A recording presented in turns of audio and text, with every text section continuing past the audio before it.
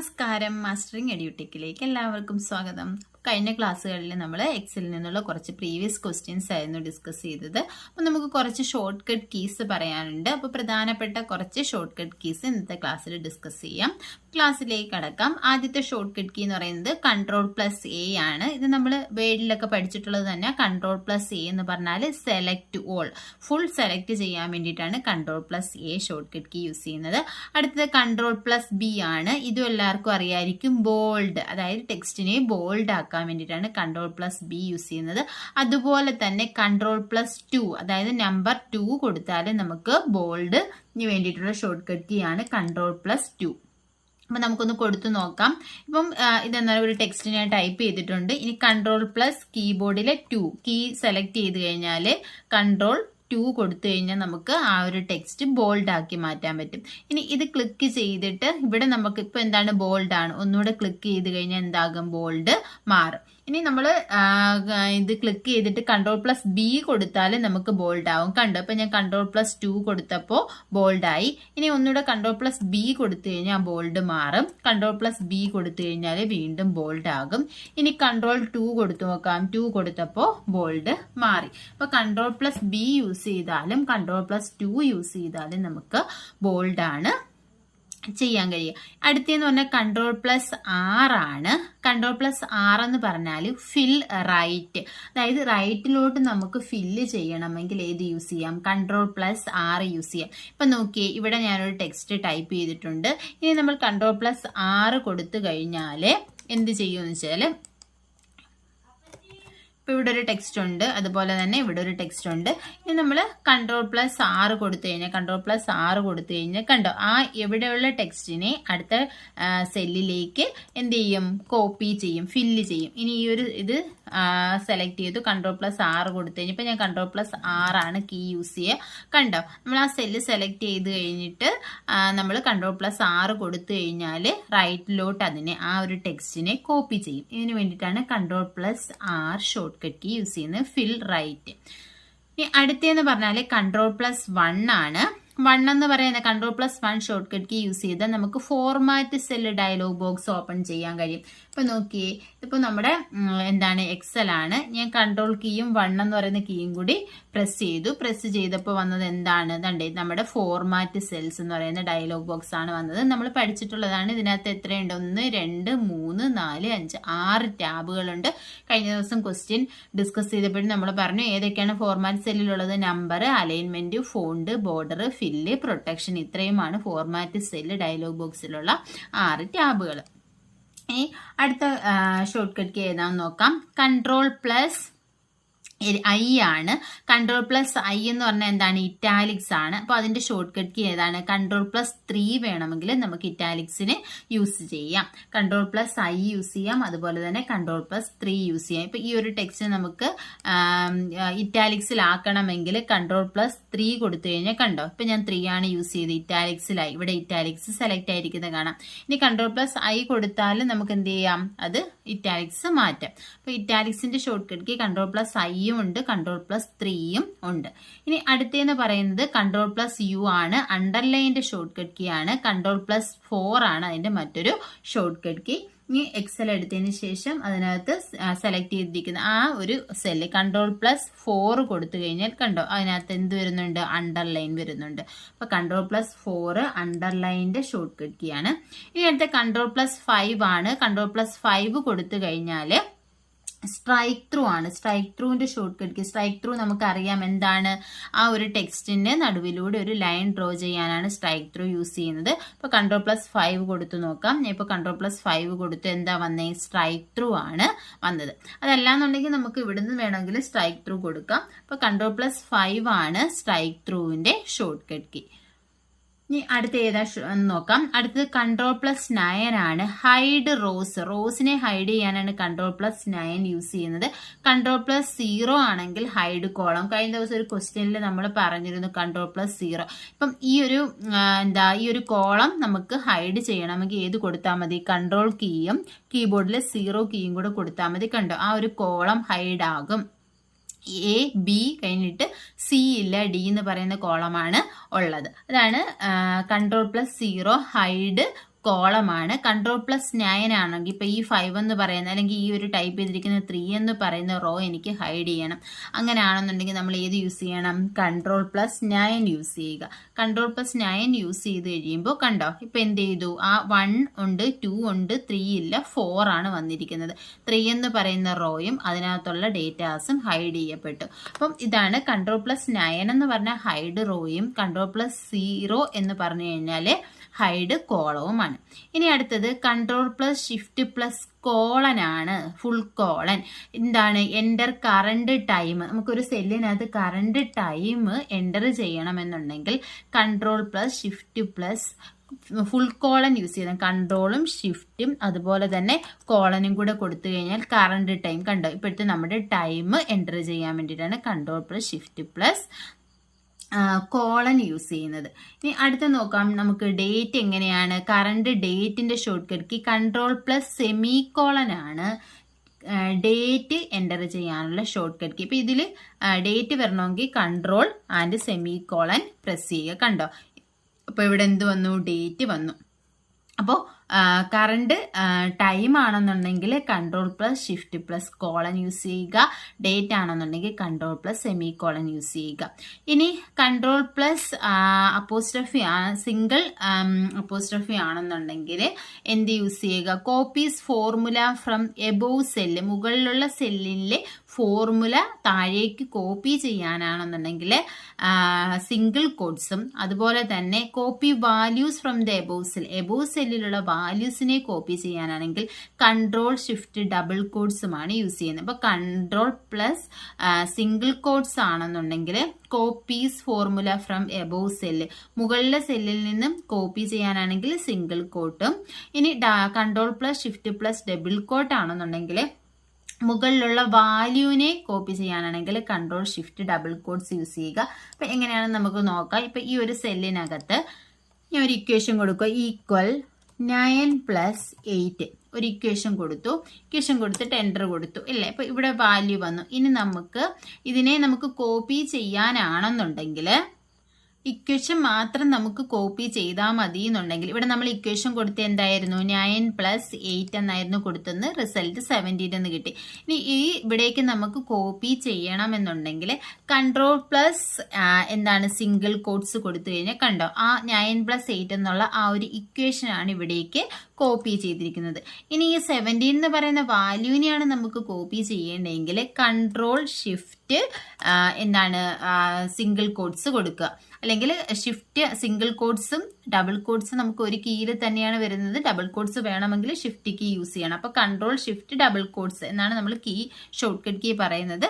അപ്പോൾ വാല്യൂ ആണ് കോപ്പി ചെയ്യേണ്ടതെങ്കിൽ എന്ത് യൂസ് ചെയ്യുക? മുകളിലുള്ള സെല്ലിലെ വാല്യൂ ആണ് താഴോട്ട് കോപ്പി ചെയ്യേണ്ടെങ്കിൽ Ctrl+Shift+ കൊടുക്കുക.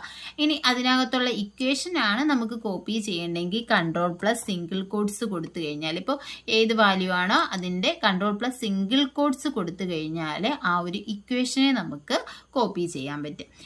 ഇനി അടുത്തേന്ന് പറയുന്നത് അടുത്ത ഷോർട്ട് കട്ട് കീ എന്ന് പറയുന്നത് Ctrl+- സിമ്പൽ ആണ്.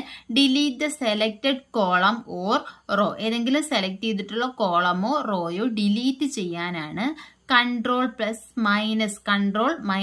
കീ യൂസ് ചെയ്യുന്നത്. അപ്പോൾ delete the selected column or row, ഏതെങ്കിലും സെലക്ട് ചെയ്തിട്ടുള്ള കോളമോ റോയോ, എനിക്കിപ്പോൾ ഈ ഒരു കോളം ഡിലീറ്റ് ചെയ്യണം. അപ്പോൾ ഞാൻ എന്ത് യൂസ് ചെയ്യുക? Ctrl- യൂസ് ചെയ്യുക. കണ്ടോ ആ ഒരു കോളം എന്ത് ചെയ്തു? ആ കോളം അതിലെ വാല്യൂസും ഡിലീറ്റ് ആയി. അപ്പോൾ അതാണ് ഒരു റോ ആണെന്നുണ്ടെങ്കിൽ നമ്മൾ ആ റോ സെലക്ട് ചെയ്യുക. സെലക്ട് ചെയ്തതിന് ശേഷം എന്ത് ചെയ്യുക? Ctrl- കീ പ്രസ് ചെയ്യുക. അപ്പോൾ ആ ഒരു റോ ഡിലീറ്റ് ആകും. ഇതാണ് Ctrl+- കീ. ഇനി അടുത്തത് Ctrl+Shift= എന്താ? Insert a new column or row, ഒരു പുതിയ കോളമോ റോയോ ഇൻസേർട്ട് ചെയ്യാൻ. നമ്മൾ നേരത്തെ എന്താ ഡിലീറ്റ് ചെയ്യുന്ന കാര്യമാണ് പറഞ്ഞത്. Ctrl+- എന്ന് പറഞ്ഞാൽ ഡിലീറ്റ് ചെയ്യുക. ഇനി Ctrl+Shift+= ആണെന്നുണ്ടെങ്കിൽ insert a new column or row. അപ്പോൾ എക്സൽ എടുത്തിട്ട് Ctrl+Shift+= കൊടുത്തു കഴിഞ്ഞാൽ നമുക്ക് ഇൻസേർട്ടിന്റെ ആ ഒരു ഡയലോഗ് ബോക്സ് ആണ് വരുന്നത്. കണ്ടോ ഇൻസേർട്ട് പുതിയ ഒരു എന്ത് ചെയ്യും? ഇവിടെ റോ കണ്ടോ, പുതിയൊരു റോ ഇവിടെ ഇൻസേർട്ട് ആയി. ഇനി നമുക്ക് കോളം ആണെന്നുണ്ടെങ്കിൽ എന്ത് ചെയ്യാം, control plus shift plus equal കൊടുത്തു കഴിഞ്ഞാൽ കണ്ടോ ഇവിടെ നമുക്ക് ചോദിക്കും, ഇൻസേർട്ട് ഡയലോഗ് ബോക്സ് വരും. ഇവിടെ ഓപ്ഷൻ ചോദിക്കും, shift cell right, shift cell down, entire row, entire column. അപ്പം നമുക്ക് എന്ത് ചെയ്യാം, ഏത് ഓപ്ഷനാണ് വേണ്ടതെന്ന് വെച്ചാൽ കൊടുക്കാം. ഞാൻ ഇവിടെ ഒരു എൻഡയർ കോളം കൊടുത്തു, ഓക്കെ കൊടുത്തു. ഓക്കെ കൊടുത്തു കഴിയുമ്പോൾ ഇവിടെ ഒരു പുതിയൊരു കോളം ഇൻസേർട്ട് ആകും. അപ്പോൾ ഇൻസേർട്ട് ചെയ്യാനുള്ളത് കൺട്രോൾ പ്ലസ് ഷിഫ്റ്റ് പ്ലസ് ഈക്വലും, ഡിലീറ്റ് ചെയ്യാനുള്ളത് കൺട്രോൾ പ്ലസ് മൈനസുമാണ്.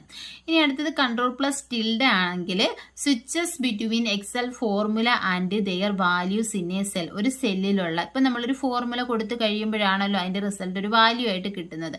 അപ്പോൾ ആ വാല്യൂ ഫോർമുലയും തമ്മിൽ സ്വിച്ച് ചെയ്യാൻ വേണ്ടിയിട്ടാണ് ഏത് യൂസ് ചെയ്യുന്നത്, കൺട്രോൾ പ്ലസ് ടിൽഡ് യൂസ് ചെയ്യുന്നത്. അപ്പം എങ്ങനെയാണെന്ന് നോക്കാം.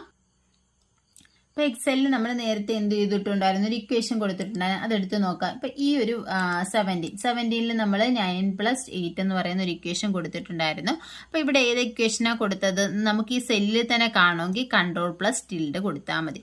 അത് കഴിഞ്ഞിട്ട് വീണ്ടും മാറ്റണമെങ്കിൽ ഒന്നുകൂടെ കൊടുത്തു കഴിഞ്ഞാൽ ആ ഒരു വാല്യൂ വരും. ഒന്നുകൂടെ ഈ ഷോർട്ട് കട്ട് കീ യൂസ് ചെയ്ത് കഴിഞ്ഞാൽ ഇക്വേഷൻ വരും. ഒന്നുകൂടെ കൊടുത്തു കഴിഞ്ഞാൽ വാല്യൂ വരും. അപ്പോൾ ഇക്വേഷൻ, അതായത് ഒരു സെല്ലിനകത്തുള്ള ഫോർമുലയും വാല്യൂവും തമ്മിൽ സ്വിച്ച് ചെയ്യാനാണ് ഷോർട്ട് കട്ട് കീ യൂസ് ചെയ്യുന്നത്.